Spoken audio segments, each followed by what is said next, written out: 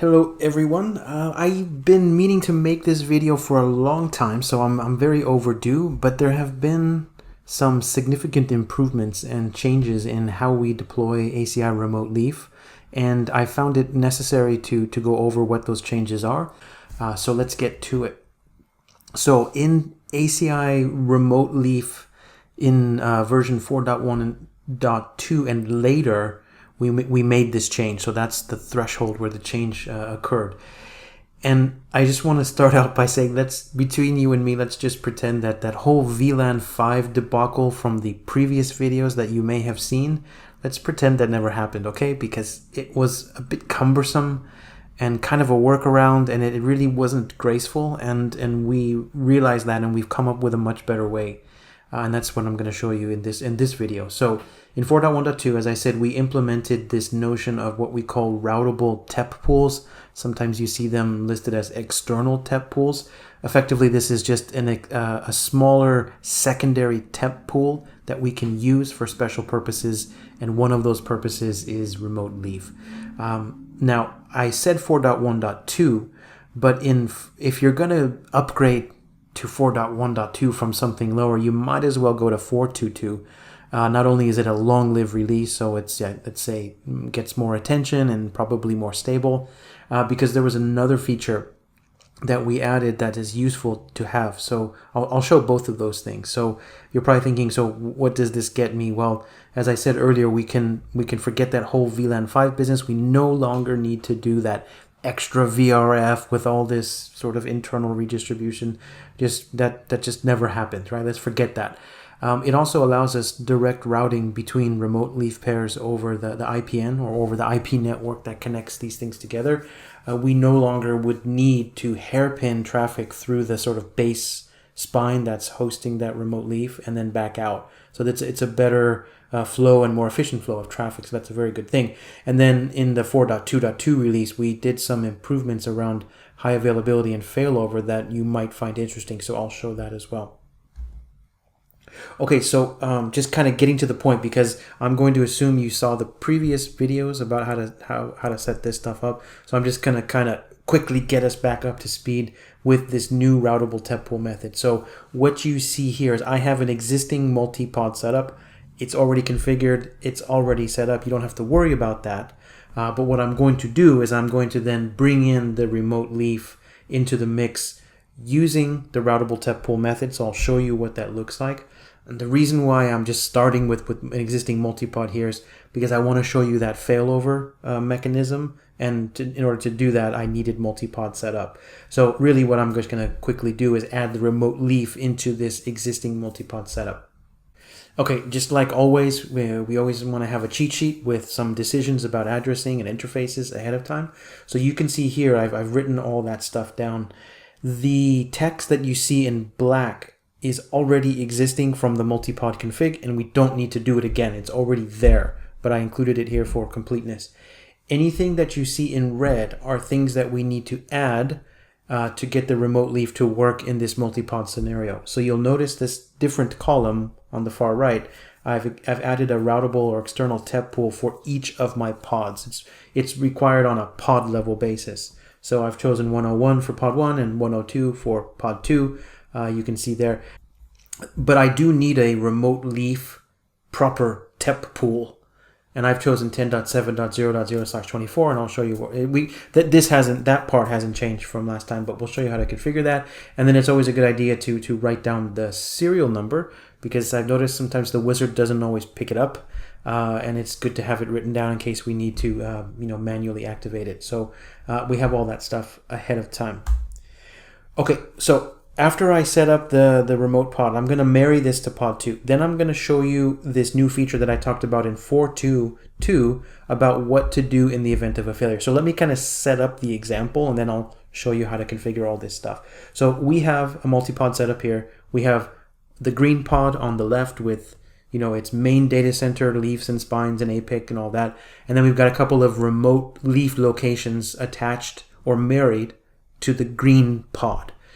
On the right, we have the yellow pod, and it has its own leaves and spines in this multi-pod setup, and it has its own set of remote leaf locations that are married directly to pod number 2, right? So that's kind of the setup. So the question becomes is, what would happen if the spines, let's say in the green pod, completely failed, like something completely broke and the spines were offline?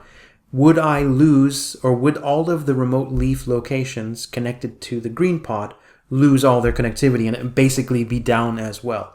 Well, before 4.2.2, the answer would be yes. But after, or 4.2.2 and later, the answer is no. The remote leaf locations could still directly connect to each other. They don't need to hairpin through the spines. They can talk to each other directly. It's actually more efficient, and this will continue working while you fix whatever went wrong with the spines in the green pod. But even better, those two remote leaf locations will actually be aware and rehome themselves, if you want, it's a configuration option, over to any other existing pods that are still online and reachable over our IP network. So you can see here too, the remote leaf locations in green on the left will still be able to reach anything that's connected to the other pod, in this case, the yellow pod, right? So I'll show you how easy that configuration is, because it's just a checkbox, and then we'll test it and prove that it works. Okay, with that understanding, let's actually get to the building part using this new and improved Routable TEP Pool method. Okay, here I am in the APIC that's managing my existing multipod, and you can see here that the multipod stuff is already configured and in effect, and everything's discovered and registered. That's not what this video is about, but I just need to sort of set this particular baseline. What I really want to do is I want to now add this remote leaf. Now, as I mentioned earlier, I want to marry the remote leaf to pod 2. And so let's see what that looks like. So there's a wizard, and actually the wizard has gotten markedly better than it was before, so I'm actually a fan of it. So under fabric inventory, under quick start, there's a wizard here for adding the remote leaf, and we will go ahead and click on it. This first screen is just basically explaining to you the steps that you need to do. You need to provide first connectivity from the pod to the IPN, and then we need to connect. Then we need to establish connectivity from the remote leaf to the IPN, and then connect it all up, right? So this just kind of describes it. It's worth reading, but really what we want to do is click Get Started. Now the thing here is the wizard is aware and smart enough to know that we have a layer 3 out that's being used for multipod. We are going to ride right on top of that existing layer 3 out. We do not need to create a second one. In fact, it wouldn't work if you tried. We need to use the existing layer 3 out that we built, or that you didn't see me, but is already built for purposes of multipod, will also be used for the purposes of remote leaf. The only thing that we need to do here is that we need to assign an external TEP pool to each of my full pods. And if you remember from my cheat sheet, I chose 101/24 for pod number 1, and I need a unique one for any other pod, so pod 2 will be 102, and that's all we need. And then we can click Next. So the next thing is we need to tell the wizard, well, which pod should this remote leaf actually be married to. And if you click here, you can see that it's aware of both pods already. So I'm going to say, in my case, I'm choosing pod number 2. And then here you need a remote leaf TEP pool. This is different from the routable external TEP pool. This is just basically a TEP pool that you're going to dedicate for this particular remote leaf setup. So we need to pick something. And if you remember from my cheat sheet, I think I picked 10.7.0.0/24.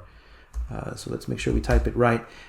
This will be effectively, if I click on View Existing TEP Pools, a sub TEP pool that will come underneath, whatever pod I assign it to. So you can see these are my existing TEP pools for my whole fabric, that I did on day 0.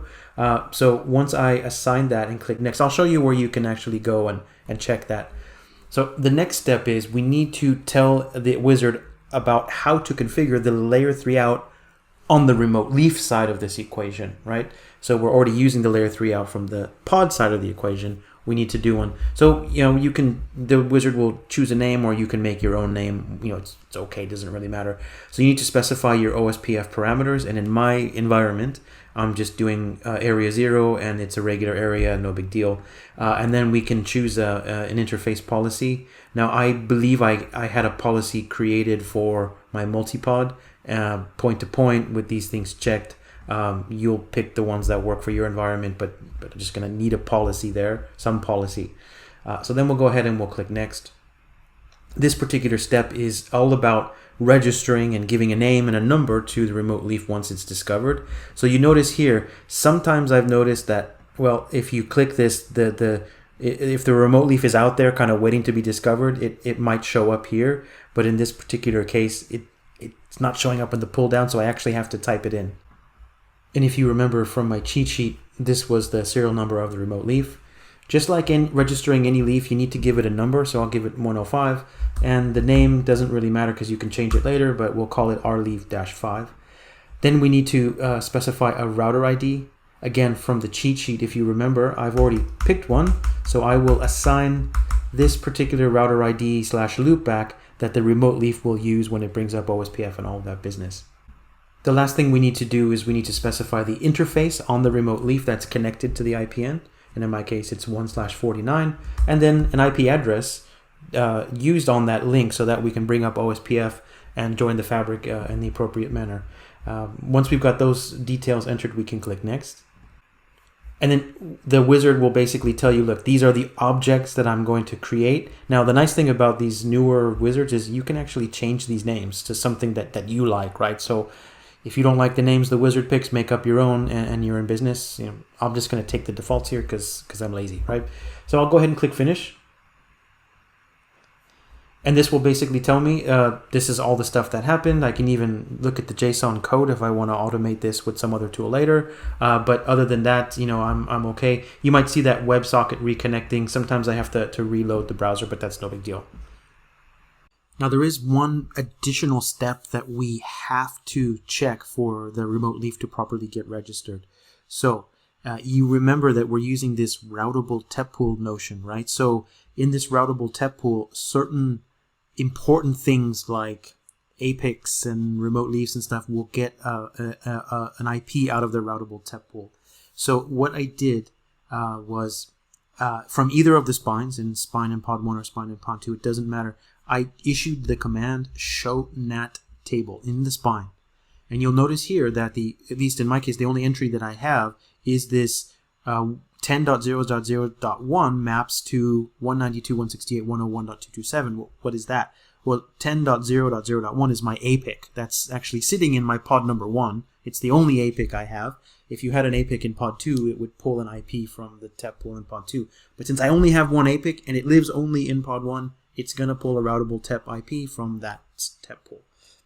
So you can see here, it's got 101.227. Why does that matter? Well, in the IPN device that's front-ending the remote leaf, if you remember, when we discovered leafs in like multi-pod or remote leaf, we have to do that DHCP relay thing.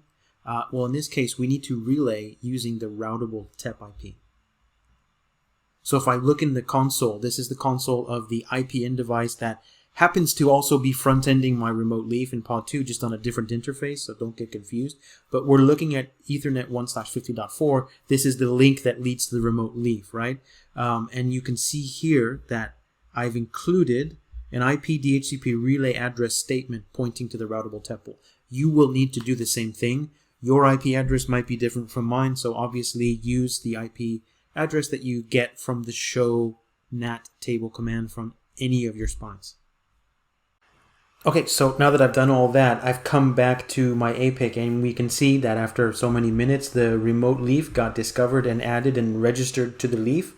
We can see here that it actually is married to pod 2, just like I intended.